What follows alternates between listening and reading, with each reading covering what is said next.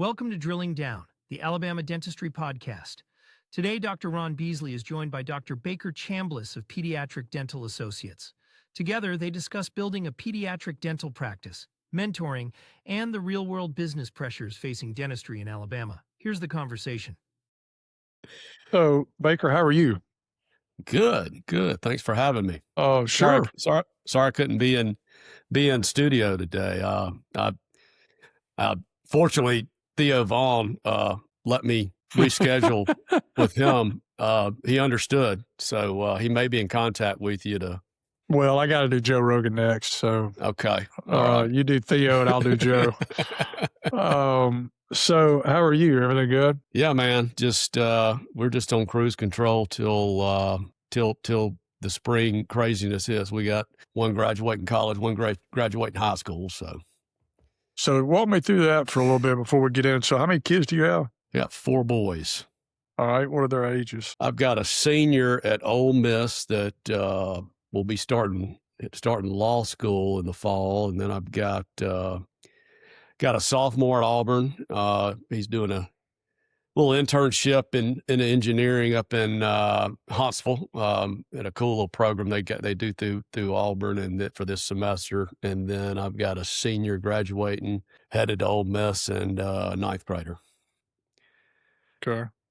Yeah. So ninth grader's he is the social butterfly. He's got all the girlfriends and he's always got something every night, it seems like. So Ole Miss seems to be the school of choice. Yeah. My wife, Allison's from Oxford, and so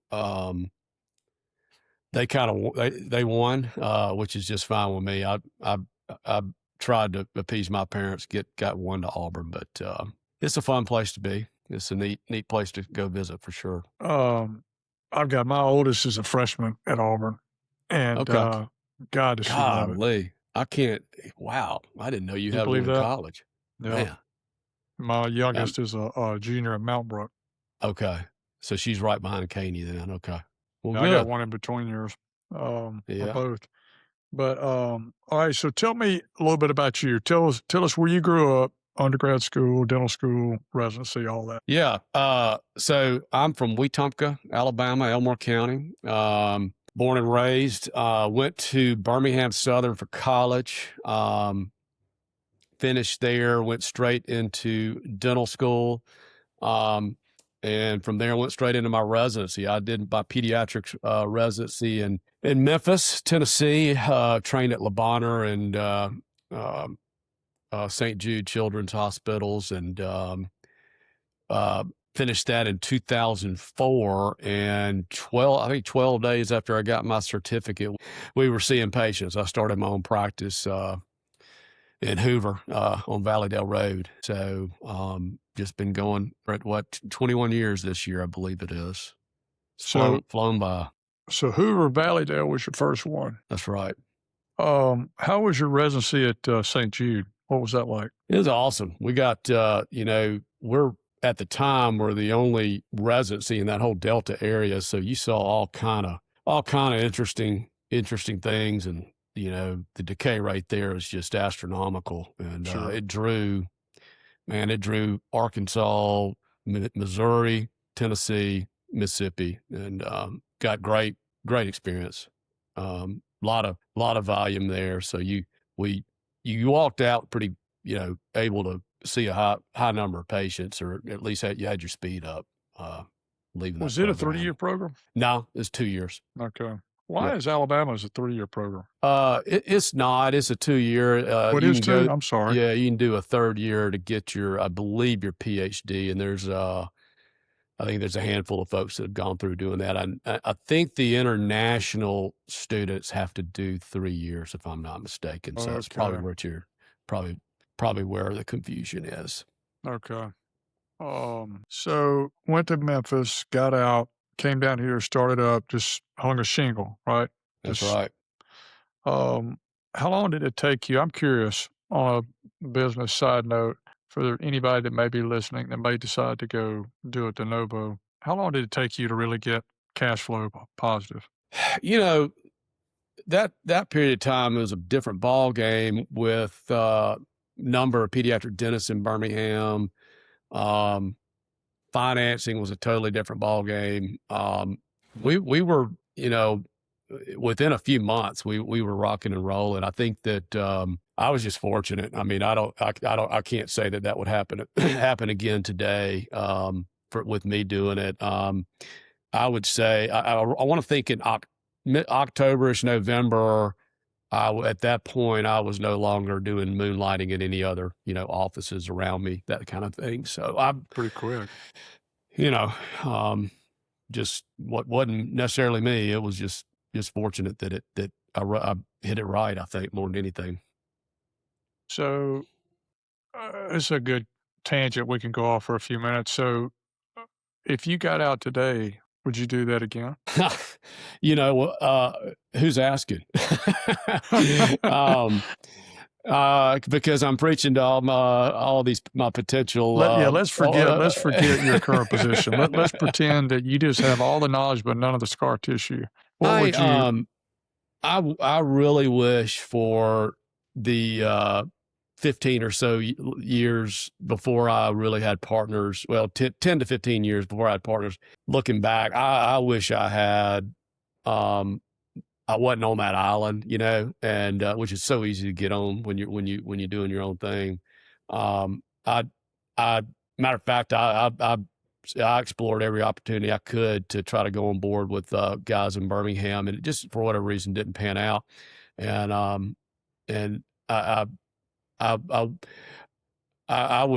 can't say that I would do it over.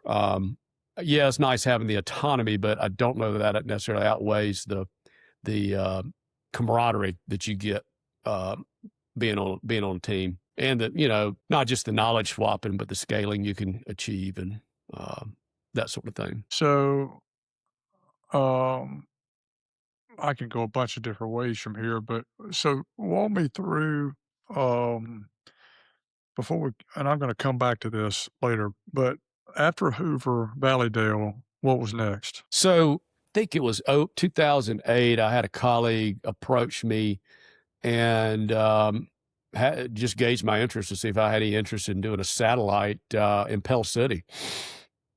And I said, sure. And so we did it, and it just took off. I think even today, I think we're the only provider in St. Clair County still. And so that practice has been a great practice, huge need out there. And it was certainly couldn't have done it by myself with everything I had going on in Hoover. So he and I ran that practice. I had an associate at that time who's still with me now, Dr.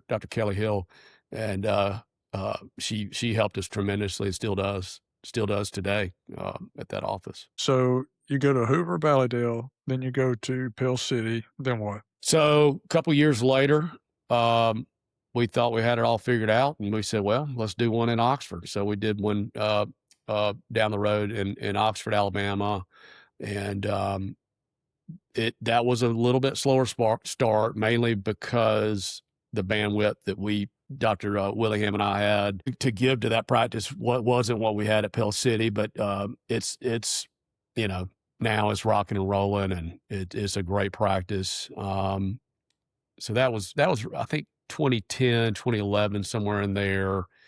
About 3 or 4 years later, we approached Fred Smith, who was on South Side in Birmingham, and he was looking to sell his practice and his building, which was on that magic red line, as the UAB red line, as they call it. And I kind of went into it more of a real estate deal than anything. And sure enough, one year, literally about 12 months to the day, UAB came knocking. They wanted the building, and which kind of got us scrambling. We had to go find a place to move to. And we moved to our current location on 7th Avenue. We bought, there was a group called Just Kids Dental, bought their practice and the real estate. And that's probably my favorite building we got. It's just kind of an old South Side building. Who was this y'all bought it from? That was a group out of Louisiana. Yeah. But and then I think it was 2015, 16, we we purchased a practice from a pediatric dentist in Coleman, busy gangbuster area as well. We built a new building that we moved into in 22 in Coleman. Beautiful space. In the interim between buying that practice and building the new building in Coleman, we partnered with Danielle Gilbert, who's a orthodontist in Coleman, and so we're both in that facility together. And then where's next? From there, we moved. I think that's all the startups or purchases we've done. We then have built a new building in Hoover, moved into that in 23 with my current partner now, Ben Samuelson. He's an orthodontist, my orthodont partner. He had actually started seeing patients at our Valleydale Road office to try to kind of build that practice up. And we just moved the whole operation out actually closer to him with the new building over on Grove Boulevard, out by the old Regent Park, or Hoover Met, I guess is what it is. And since then, have partnered with Michael Brooks. He's an orthodontist in Trussville, and we're I know Michael. Slowly getting that. We kind of did the reverse there. I'm seeing patients in his facility on the days he's not operating, and we hope to be doing a real estate project there in the very near future. We've got a lot under contract right now, and then most recently we renovated a building I owned down in Calera, and so kind of split that Valleydale Road location into the new Hoover facility that we have, and now this new Calera facility. So if I'm doing my math right, that's 7 locations. In Calera, we partner with Brittany Reed, who's an orthodontist, and so she's a great partner to have, and we're both in the Calera facility together. So I got a lot of questions for you. So y'all have 7. Right, we agree on that. Yeah, 7 locations, 13 entities. We don't have 13 entities, so the model is orthopedo. We do not have pediatric orthodontic services at the Birmingham location downtown. We're just surrounded by Trussville, Hoover, and it just right now is not making any sense to implement that there. How does it work on the ortho end? Do they just come out and work a couple of days a week, like you said, in one of the locations? At Coleman and Hoover and Calera is full-time gig. Pell City in Oxford is roughly 2 days a week right now as it continues to build, which the ortho division at both of those offices is really picking up. Trussville, Dr. Brooks is at the Trussville office 3 days a week, seeing patients there, which gives me that 1 day a week right now to build up the pedo side. So of the 7, how many, and there's a reason I'm asking all this, how many of those were, just for clarity, how many of those were de novo startups and how many were acquisitions? Pell City and Oxford, Hoover, Calera, those were all de novos. So Trussville, Coleman, Birmingham were acquisitions. So we have never done a de novo. Mm-hmm. I've never done one. And doesn't mean we won't at some point, but we've never done one. Do you like doing those better? I know that our models are different because we're buying active patients who come in every 6 months for a hygiene visit, but you're buying a little bit more spontaneity. Right. Would you rather do one or the other? They both have pros and cons. A good acquisition obviously has the cash flow from the get-go, but you're going to run into culture issues and personnel issues. There's just no way around it. The last couple we did, you had that fear that we're some, that Dr. Ben Samuelson and I are some corporate monster that, I hear it all the time. which is, I think that if you have more than 3 locations, you're corporate. Yeah. You know how that goes, but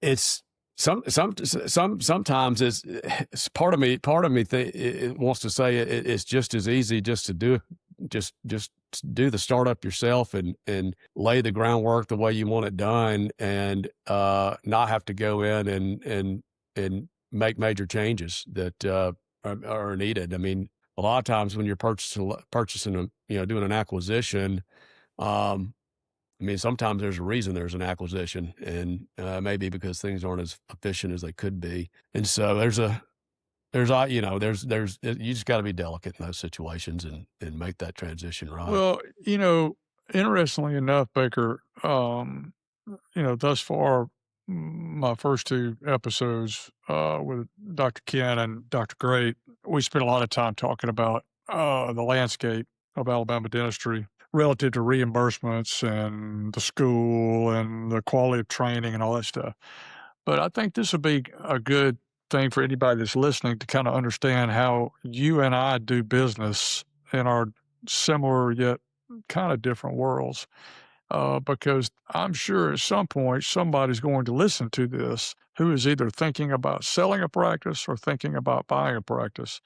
And since we've come at it from two different ways, we can probably give two different perspectives on it mainly. But I would say I've always been partial to acquisition because of the cash flow issue.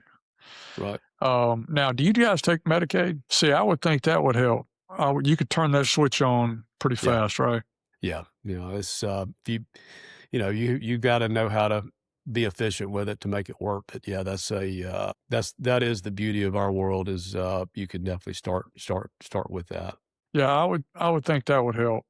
With us, it takes a little while, and then once you go do a de novo with a general practitioner, you go buy, let's say, 1,200 active patients who are in hygiene. Mm-hmm. Well, I mean, yeah, you may see them, for a little while, but there's going to be some periods in there where you're dead. There's nothing going on in the office. You can go rent a movie or something. Right. I mean, so we don't have the luxury of having the downturns or we have to stomach those is what I'm saying. We have to deal with them. Yeah. So I've always been fearful of lacking cash flow. Is why I've never done one. Doesn't mean I won't do one in the future, but right. I don't know. I guess it's just fearful mainly on my part. I would think it would be more. It's got to be. I would think a pediatric startup's probably one of the specialties has got to be the easiest, if not top one or two. I would think so, because aren't a lot of the groups across the country, the big ones that are pedo, aren't they kind of mainly de novos? They just go find a spot. I don't know the answer to that. The ones I've dealt with, they're actually all acquisition. Really? Like, what's it called? Teenage Kids, or what's that one called? There's Teeny Kids or something. Something like that. Yeah. They may be a different name now, and but I don't know of any that they've done that have done a startup. There's another group. This I don't know if they're in Alabama yet or not. D4C, I want to think, but I want to think they're again. I think they go by acquisitions as well. Yeah, I was always under the impression, I guess, because two of the folks that work with us now came from the pedo world, and they had always told me that they would go find an underserved area. Now, they were mainly working in Texas, but I was under the impression that they would go find a kind of an underserved area, and then they would, start advertising the Medicaid, and then that was it. Yeah, right. So, I mean, I don't know. There's pros and cons to each, I guess. It's a lot more expensive to do an acquisition. I know that. So let's get into some good stuff now. How many in these 7 locations, pediatric dentists, are you currently employing? And how many are you having to subsidize with general practitioners? We have got 3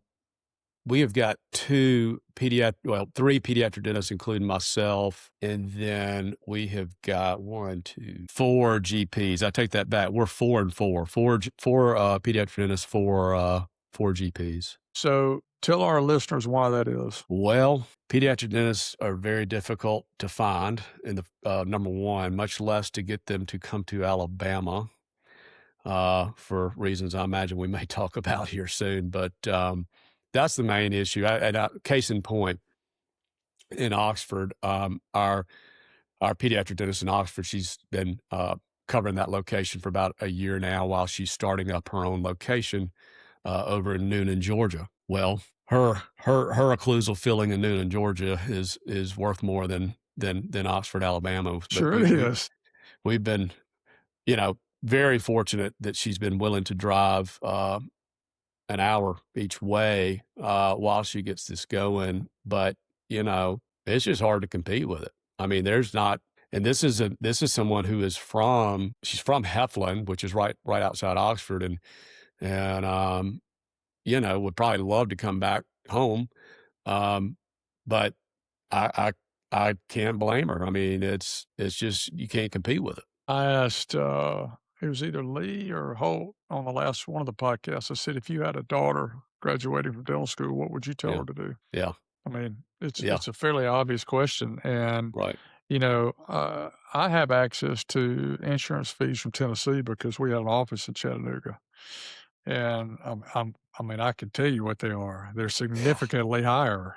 Yeah. And to the point where if I had started practice 27 years ago in Chattanooga, I would probably be close to retiring sometime in the Wow. next several years. Yeah. The difference is so significant.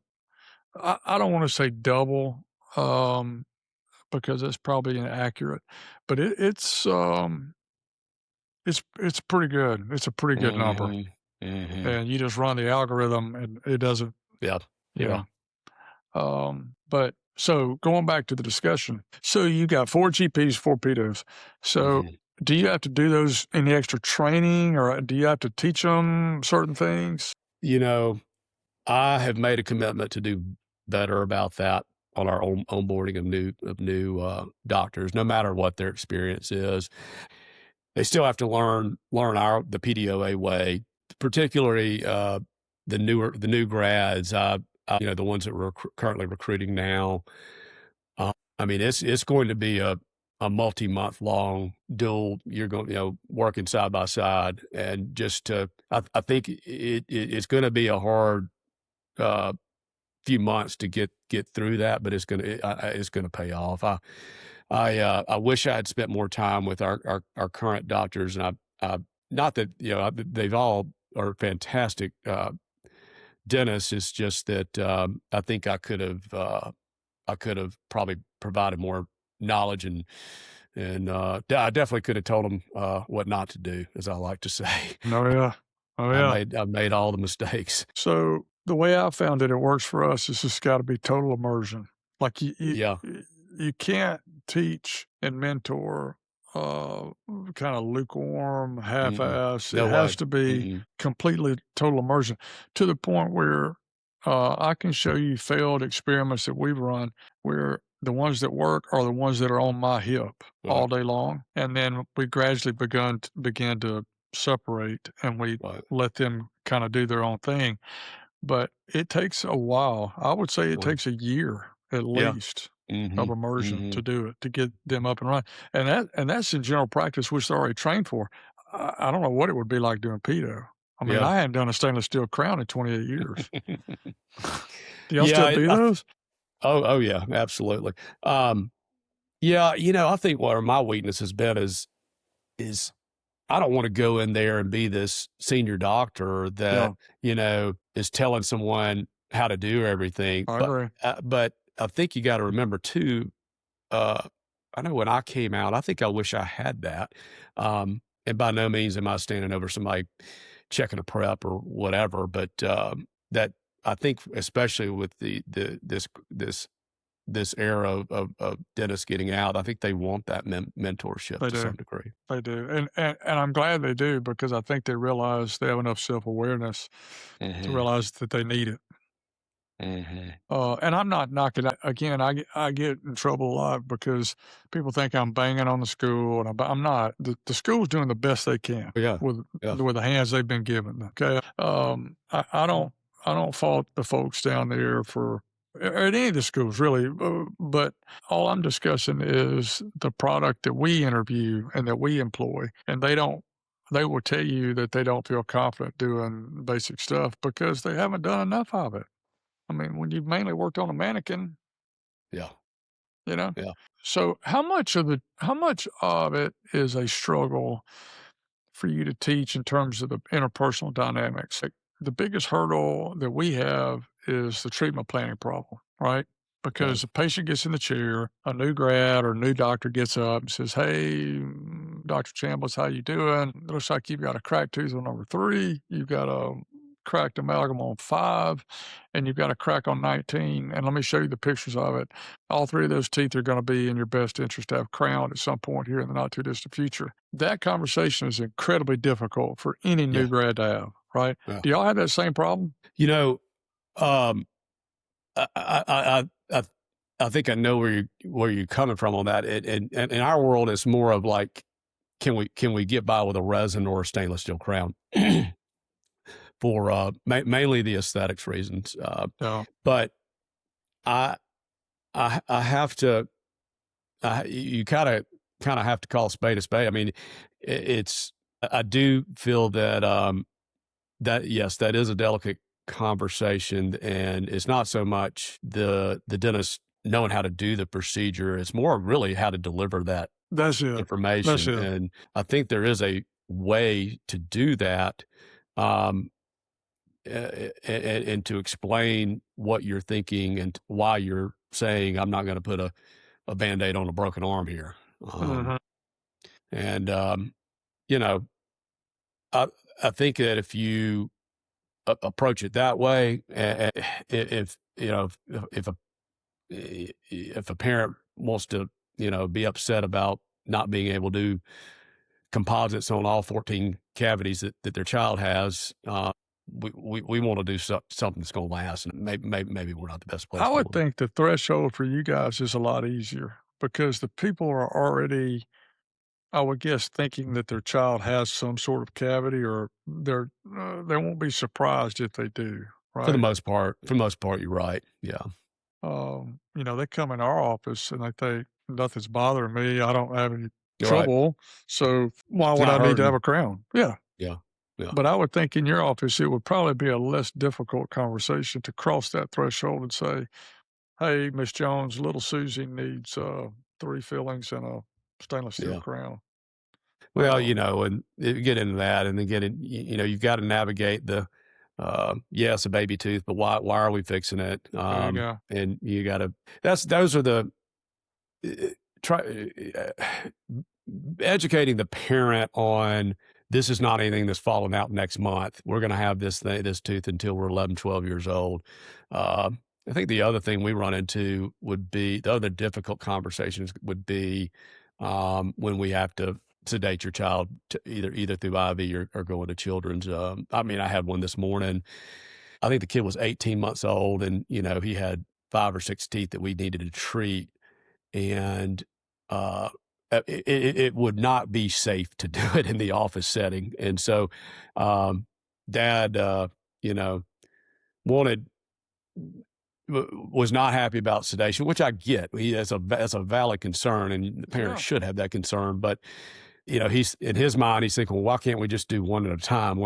This is like it's like operating a small cat here. I mean, I can't. No, I mean, how does an 18-month-old get that much decay? Oh, it's actually that's fairly mild in some situations. I mean, there's so much refined sugar out there. I mean, every gas station they stop at, you got, the sweets or the sodas and juices that are just so readily available. Oh, Heck, yeah. everything we eat's got sugar in it. Yeah. So that leads me to the next question. Let's get into business for a minute. Like, I learned a long time ago using all these different consultants that I've had. I've had 8, Wow. and I'm a glutton for punishment. But what I've learned, one of the epiphanies I had, because I'm a little slow to the party, is that the folks that do the best financially are the ones that do the most per patient, right? The Okay. most per hour, kind of like a Okay. lawyer billing per hour. And so if we're talking, forget the healthcare piece of it for a minute. Let's just talk business for a minute. You know, I guess in your world, it would be better. That's why like an endodontist does so well, right? They do one thing, it's Hmm. whatever, $1,000 a patient. Oral surgeon, my brother's an oral surgeon, whatever. He gets a big chunk per patient. He Yeah. slicks 4/3 and sedates Yeah. them, and it's a bunch of money. So in your world, I guess it's in your best interest to do a bunch of fillings at one time, right? Well, From a business perspective, forget the if health piece for a minute. if you're strictly business, yeah, that would be the case. But eh, I also really look at it from the standpoint of uh, from the child standpoint. I mean, that parent's already taken that kid out of school. That parent's gotten off work, and some cases they've driven hour to come see us. And really, you better you better be careful in our world if you start going more than 2 appointments with a child. You get to that third appointment syndrome, and they start getting tired of you pretty quick. So that's a real thing. But yeah. My mantra is I do as much as the child can tolerate, and if that means I'm doing bilateral treatment, so be it. I've yet to have a parent complain about it, and as one less nitrous visit, it typically takes all of 4 or 5 minutes to hop over to the other side and reduce the entire treatment plan by a visit. And it's really not. It's not even I mean, yeah, the monetary side comes, but it's more of being an efficient standpoint. So that's kind of where I was going. So so we try to build what's called ideal days, okay, for our people, including me. And that is, we say, all right, what do you like doing? What are you good at? What are you efficient at? What do you want to be efficient at? And what makes you the most profitable? And it's really the only way that you can do my job as a general practitioner really the most effectively monetarily. So what we do is we call them big rocks and little rocks, right? So big rock is anything over a certain financial threshold. So in my case, it would be a crown, right? Okay. So I'm going to do a crown at 9, 11, 130, 345. So in your world, what would a big rock be? Like a big rock to us is a root canal, 4 or 5 extractions, denture, a partial crown, a bridge, implant, anything like that. What would not be a big rock is 2 fillings. Right.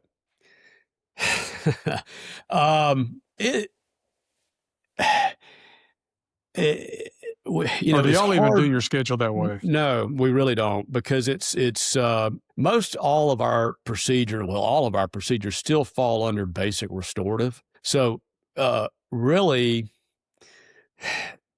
if we're talking, let's if we were to say a stainless steel crown would be the highest ticket item. I mean, you could do the same in production with a couple few resins as a single stainless steel crown. But no, it's very difficult to schedule in that method that you're referring to. I see where you're going though. Well, I tell you what it does, and this is where I was going to ask you next. I tell you what it does is it keeps us from having big swings like this, to where you have a $10,000 day and a $2,000 day and a $6,000 day and a $1,500 day. Basically, I know pretty much every day I come in, it's going to be kind of similar, right? Right. So, are y'all able to mitigate that at all? We are so dependent on the school schedule, testing, and then the biggie that really gets us is just when there's a bug, a sickness going around, which you just can't control. Now we try to, from that standpoint, from the school scheduling standpoint, we try to implement strategies where if we know the kids are going to be out of school, we know they're going to be in testing, we try to do all, our marketing efforts or training efforts during those time slots. So I guess from that standpoint, we utilize that strategy. It seems to be doesn't seem to correlate really with general dentistry as far as that time of year. I mean, from what I gather, you guys can be pretty busy with people at the end of the year finishing up benefits. Sometimes it's awful. Really? Well, Yes. in general, I can't remember the last time we had a decent December. I just prepare for it to be. Well, it's funny you say that, Baker, because for the most part, every office I go into, it doesn't, and I've been in 66 dental offices now in my career. Every office I've been into pretty much universally, and there's some exceptions. Universal will tell you November is the worst month of the year. November. December is not far behind. Yeah. But in December, there are times when November is so bad that December you can recapture people with unused benefits, maybe, and get them in.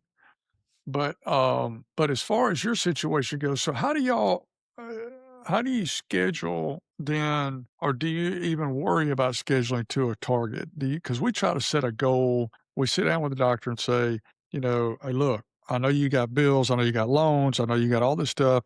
And let's discuss the elephant in the room, which is the economics here. How much money do you need to make coming out of school?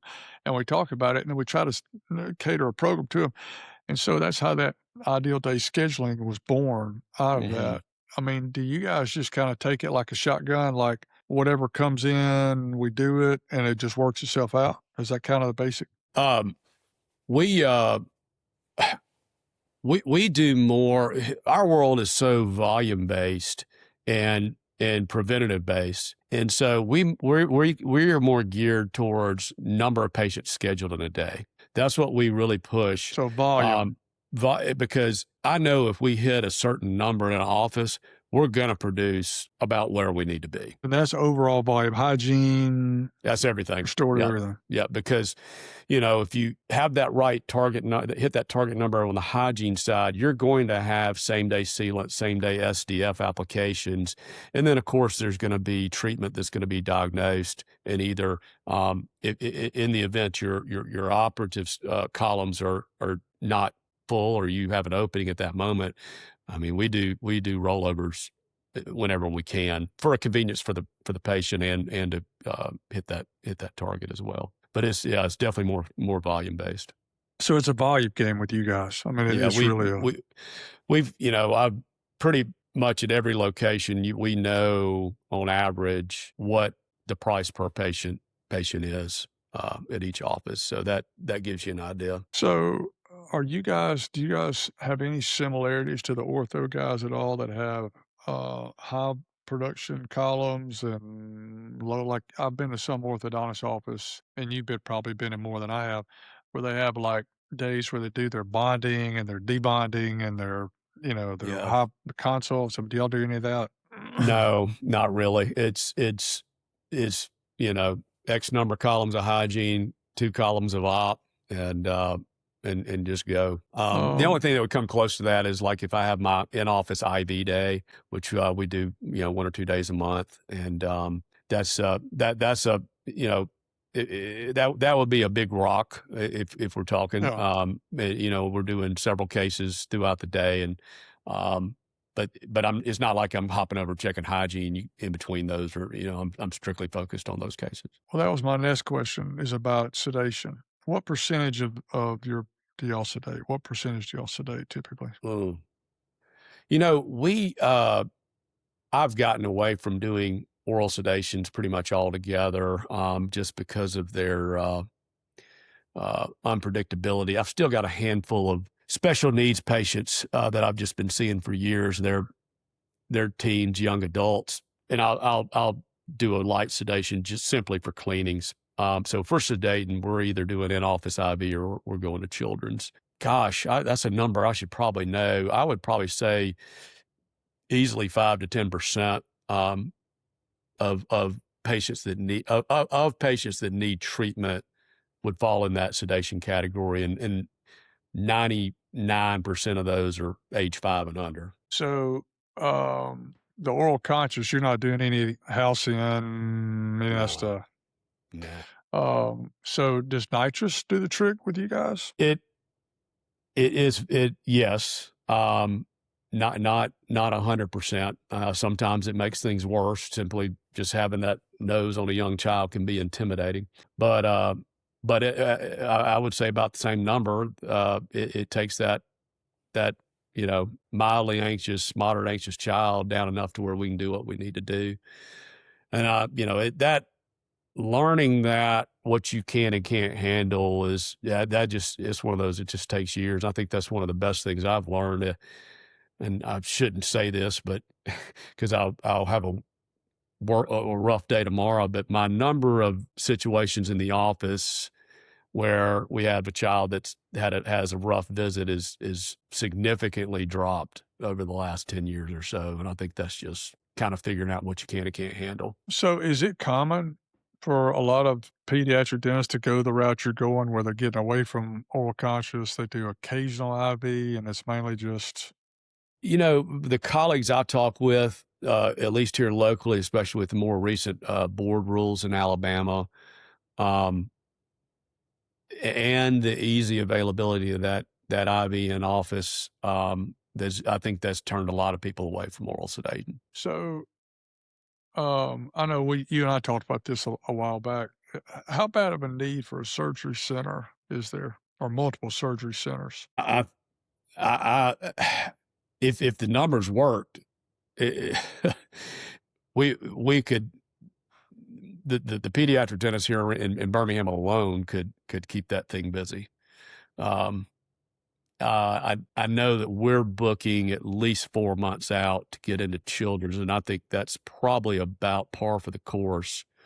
And there's some providers it's 6+ months, and I think even down at the residency program. I mean, I want to think a resident recently told me they're a year booked out. Well, at that point, going back to your original point, at that point, the tooth may fall out. Right. I mean, yeah. It's bad. I mean, the operating room, like you're booked out 4 months. How many days a month do you try and allocate? If you had access to a surgery center, how many days a month would you like to allocate to it? Yeah. I mean, we're booked out that far. We probably have the most time at children's of anybody in the state. And we've got we've got anywhere from 8 to 10 days alone at children's a month. And then at least one IV day, in my office. And then I go to Coleman one day a month, to do cases up there. So, that's 12+ days, easy. How many kids do y'all usually see when you go to children's or go to Coleman? I do 6 cases when I go to Coleman. We start at 7, and that's about all I care to do on a Friday after Friday. We're usually not getting out there till 2:30 or 3 o'clock, and it's more of a turnover time in the room than anything. My IV days in office, I'm doing as many as 13 in a day, which is really more than I care to do. I like to stick to 10. Usually after 12 cases, I turn into a pumpkin.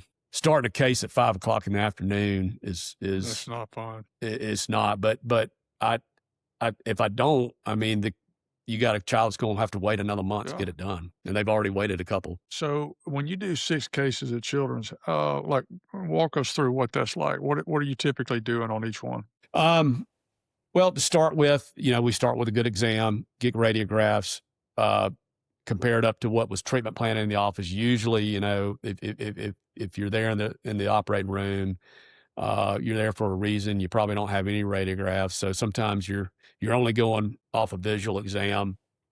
And we start, just after that, we just go into the treatment. Definitely more aggressive. That's the standard of care. If there's a question between resin or stainless steel crown, and you've got a high risk child in the room, you need to be more aggressive and go with the stainless steel crown.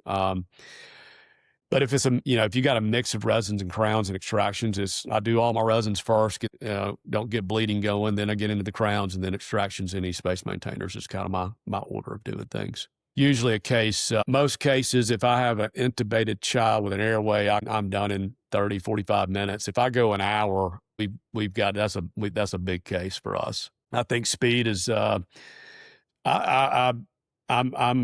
a big proponent of speed in the operating room. That child does not need to be asleep for one more second than they need to be. And without sacrificing quality, of course. But if you're going there and you're only doing 2 or 3 cases, and it's taking you till 3 o'clock in the afternoon, you may want to think about referring those cases out. It's probably not a good use of your time, and I just don't think a child needs to be asleep for 2 and 3 hours to do a single case. How much more profitable economically are those cases? From a strictly operative standpoint, very good. But you're missing out if you're trying to compare that to a day in the office. The issue there is you're missing out on the hygiene production that you would have in the office. So, Gotcha. And that's where my experience, it's almost not worth my time to do less than 5. If I'm going to be there, I want to do no less than 5 cases. It's just not worth my time. That's interesting. What are y'all sedating with? I'm just curious. What drugs? At children's, Mm-hmm. how they utilize halothane. At Okay. the IV in office, it's they induce with high concentration of nitrous, and then they start the IV in this is propofol. Propofol. Yeah, that's some Yeah. good stuff, man. Yeah. That's some good stuff. In office, it's a little different. We don't have an airway in the office, so it's a little tricky. It's a little bit of a learning curve.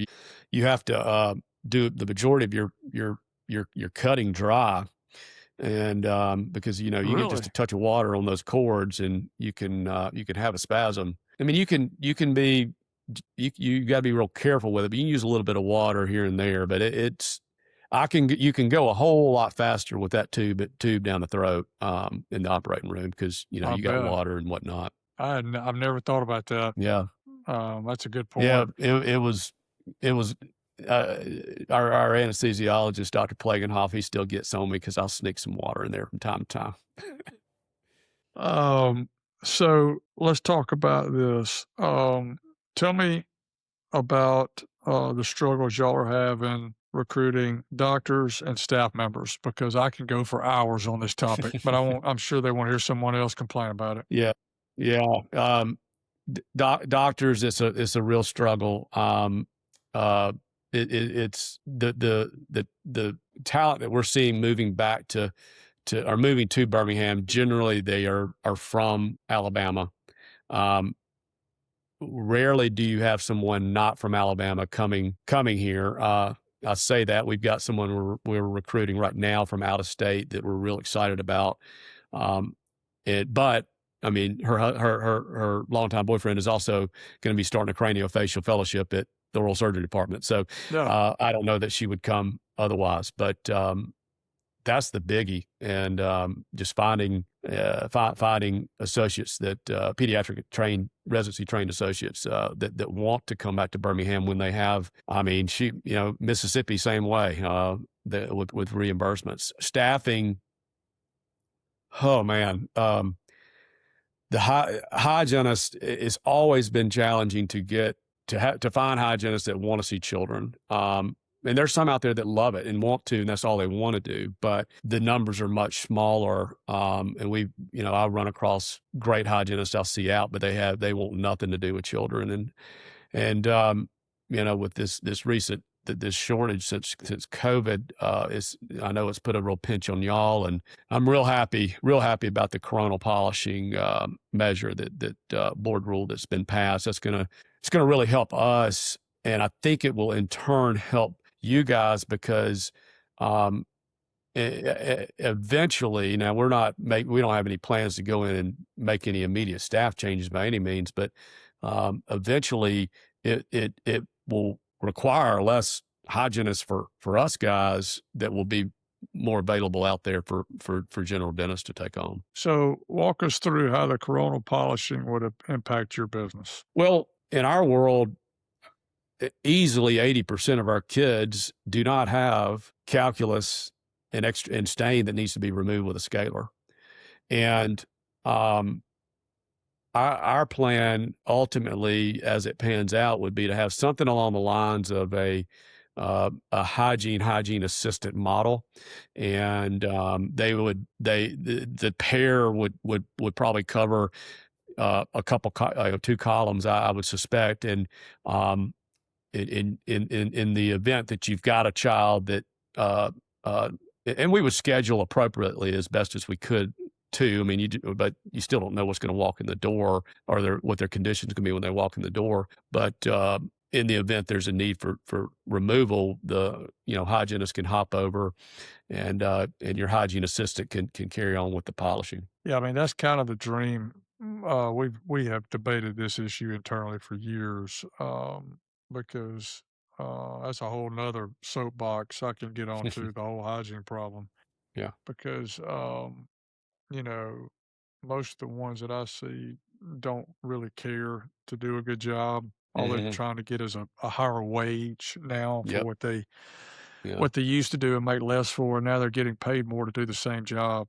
And because there's a Mhm. shortage, they feel like they can command that amount of money. But the hygiene assistant model has always been what we call assisted or accelerated hygiene, however you want to call it, where you kind of bounce, you kind of bounce and you have an assistant that helps you.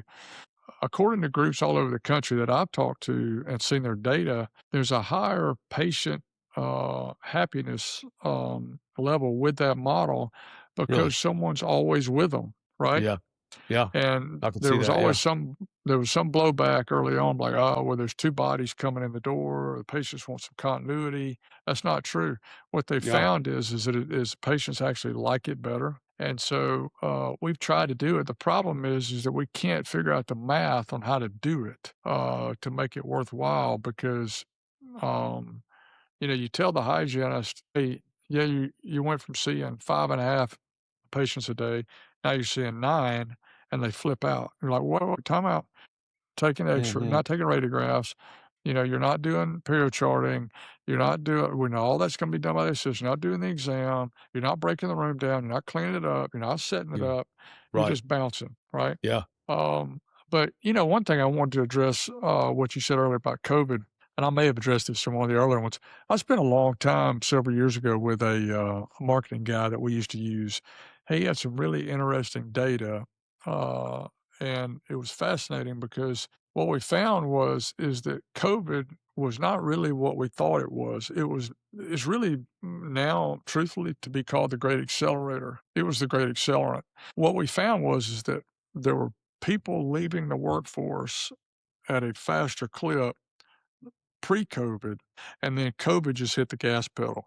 Mhm. And because we started losing labor in this country as far back as 2010, you can go look at the numbers, Yeah. and it's been declining labor force for Yeah. 2 decades. And then COVID just absolutely hit the button.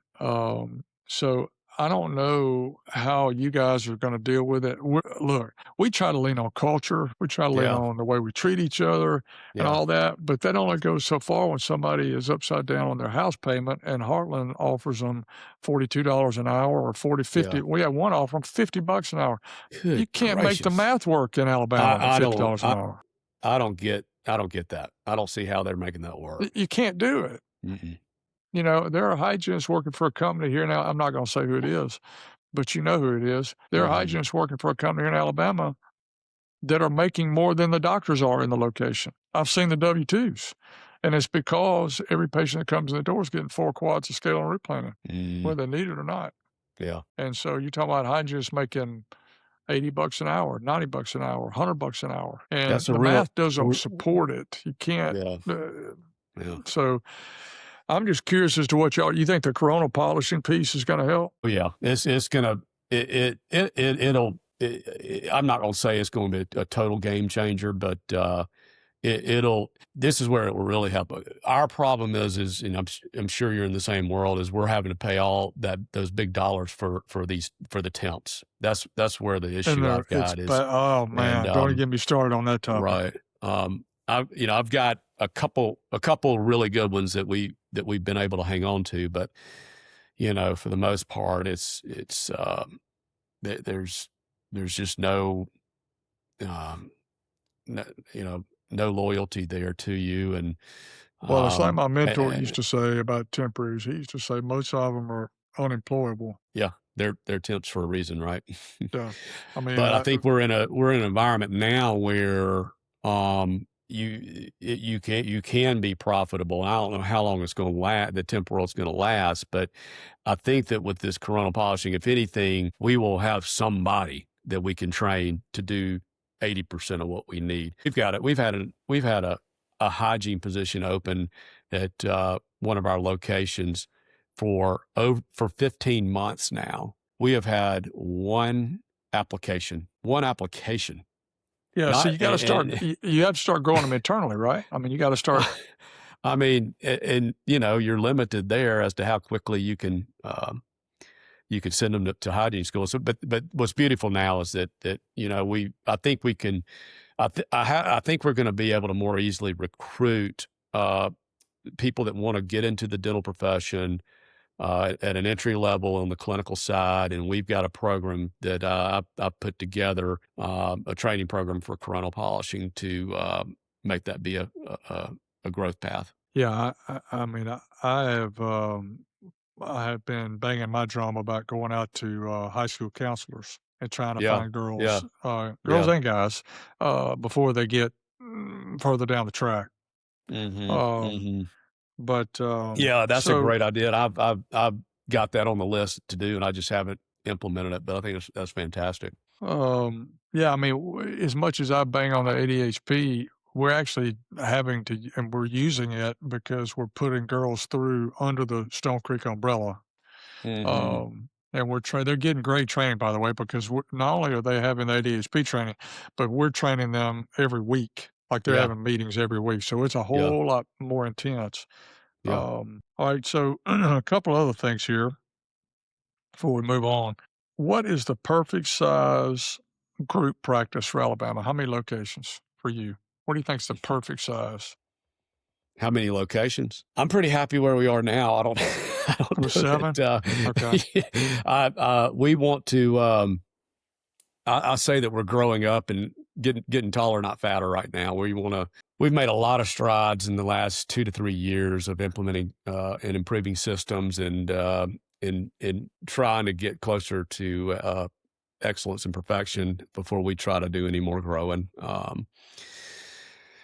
Uh, and that goes in improving on our training systems and that sort of thing before we can start any more rubber stamping. Yeah, I think on the general side, it's probably 8 to Mm-hmm. 12, maybe in that range Mm-hmm. is the max you wanna go. We're Mm-hmm. way too big, and, Mm-hmm. but, um, if I were on my own doing it, I would say 3, Yeah. 2 to 3, Yeah. maybe. I yeah. I'm in. Fortunately, Dr. Samuelson's he's an unbelievable partner to have, and he's actually walked over to the pedo side and got his feet wet and learning the system, learning the business, and but it's still too much for the two of us. We're both really busy, and I think if we had uh, I had another pediatric dentist on board that's at that ownership level, then I think it would make things a whole lot more manageable. Well, the other problem too, Baker, is this whole idea of doctor equity. Trust me, we are Mhm, dealing with it right now. mhm, There's this ideology out there that doctor equity somehow changes behavior because once you get in the business that we're in, you basically become a behaviorist. You're trying to change behavior one way or the other at some point. And when you think that you can go get a doctor to invest, and that's somehow gonna make them more of a, quote, "owner" mentality, yeah, have an owner mentality. It's not true, and so huh, much of it too is based on a lot of the people that now that you would target to buy ownership can't necessarily go get the money, A. B, don't wanna go take out a loan to mhm, invest. They certainly don't have it just lying around, and most of the folks that we interact with, they don't really wanna own anything. They just want a hmm, job.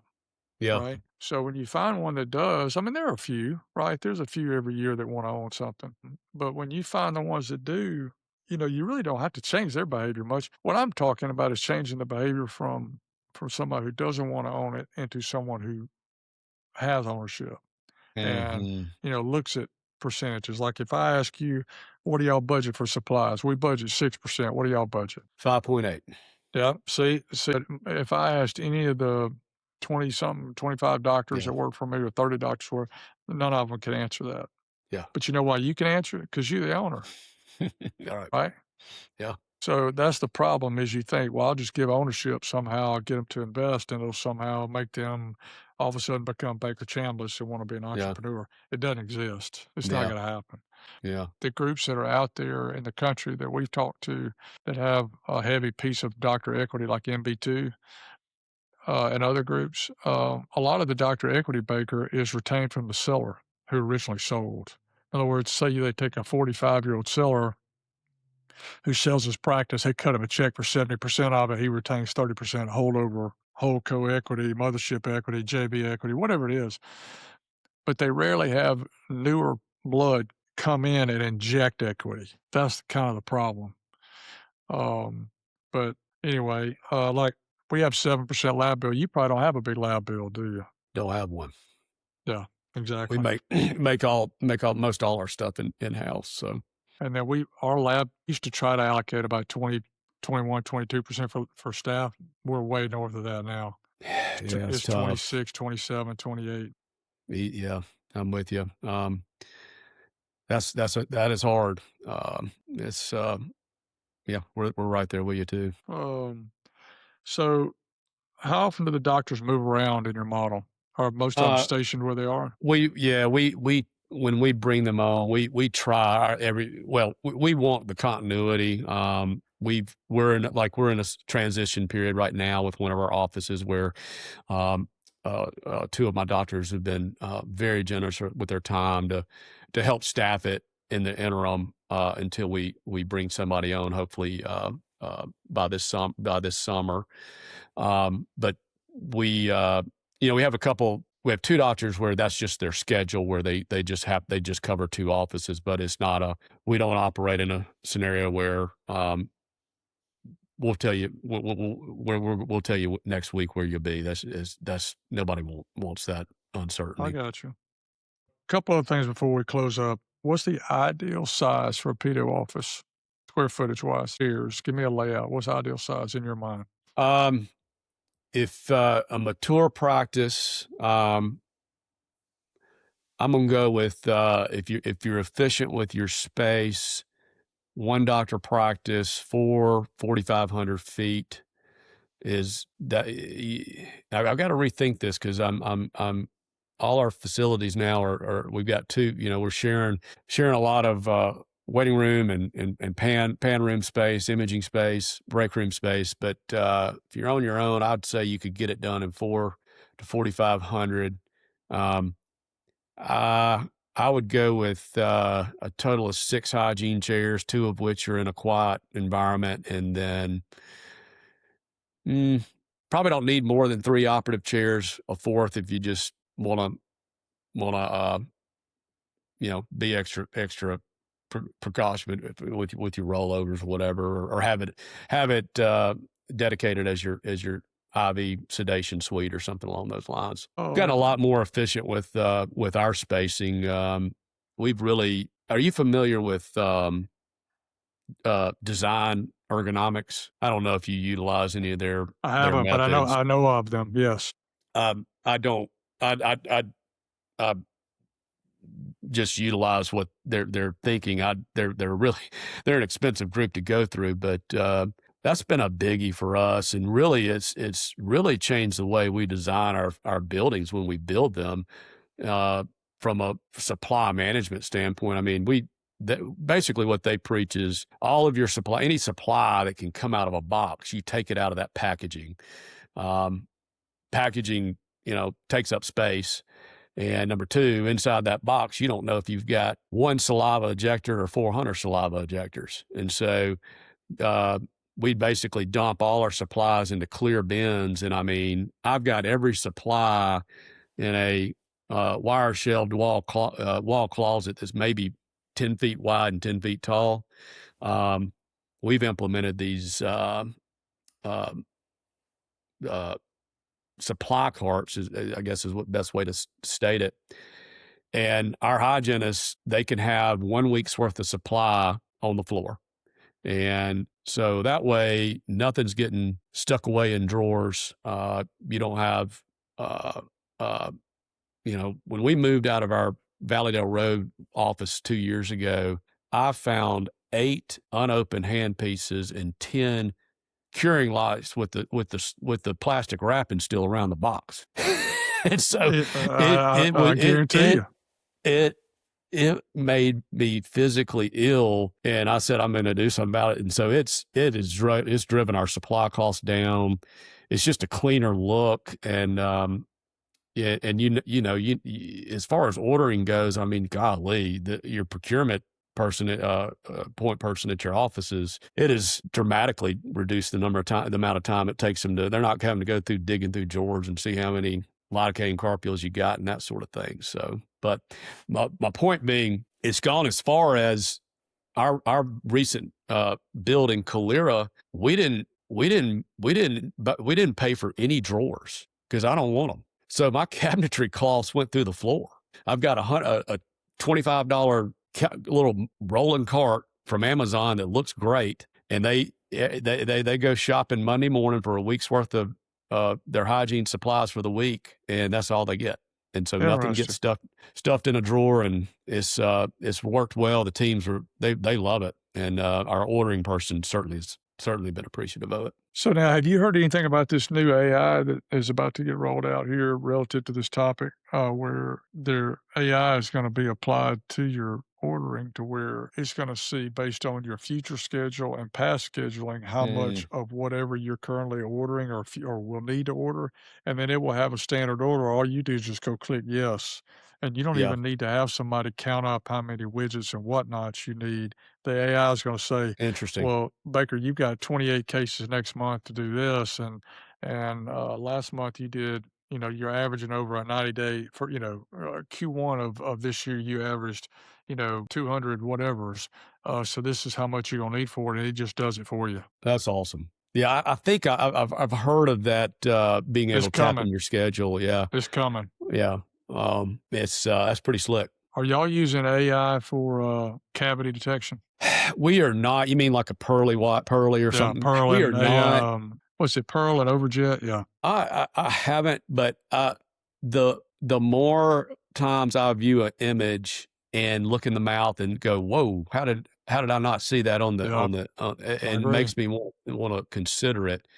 No, but I'm excited about the AI that's out there. We just are signed up or gonna on board with a group called Lassie. I don't know. Have you heard of Lassie before? So basically, they've got a deal that can read your EOBs and post payments to all your patients within your software system. And we'll get a Blue Cross or a Medicaid remit. We'll get a Medicaid remit that's 40-something pages long. Well, you got to pay somebody to sit there and manually key that stuff in, and they're human.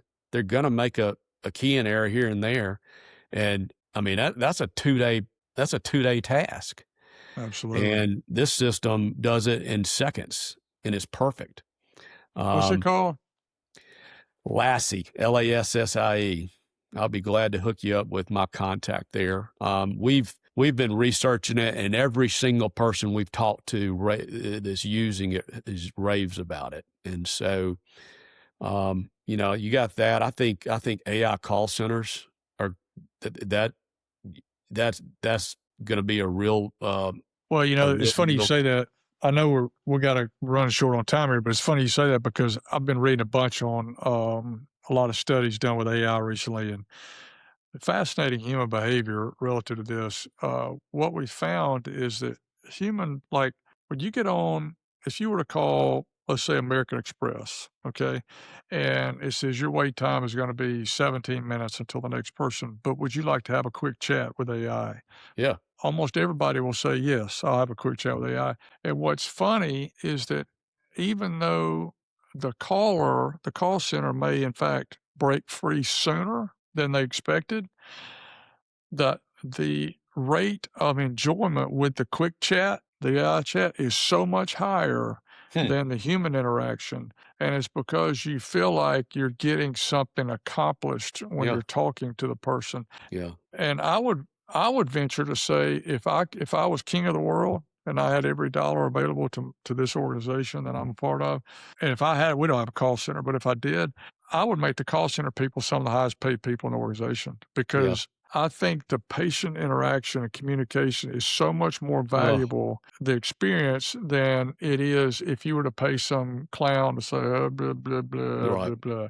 I think it's much more valuable to do that. And we found that what a lot of research is showing now is that AI is going to eliminate some jobs. There's no question. It's going to eliminate some back stuff like you're talking about. Yeah. But what it's going to enable you to do is have people who are more in tune with the patient experience. So when you walk in the door, you can really task someone with saying, I want you to think about and look at the picture that we have here of Miss Jones and little Johnny. They're about to come in at 9 o'clock. And when they walk in, say their name, how to say hello to them, talk to them so that the patient experience is better. I think that AI is going to make that better. Yeah. That was our goal with our scheduling center that we've had. We're looking at, making some tweaks to it, but that was our whole goal, is get those phones off that front desk so they can focus on that patient in front of them. Yeah. If you were the call center, if you could make it so great in customer interaction, it would be a huge hit. Yeah. I know that oftentimes trust me, I deal with this every day, that we oftentimes are so consumed with what's quantifiable on that P&L, and things like that, when I'm pitching to you, are much more valuable than what's ever going to show up on that P&L. Yeah. Yeah. And, you get people calling a call center and they hang up and they're like, my God, that's the greatest phone call I've ever had with a healthcare provider. What do you think they're going to do? They're going to go tell everybody they know. Yeah. Yeah. Yeah. But anyway, all right. So closing up shop here, we're going to play a game called What's More Likely. I deal with everybody. All right. Okay. I don't have many.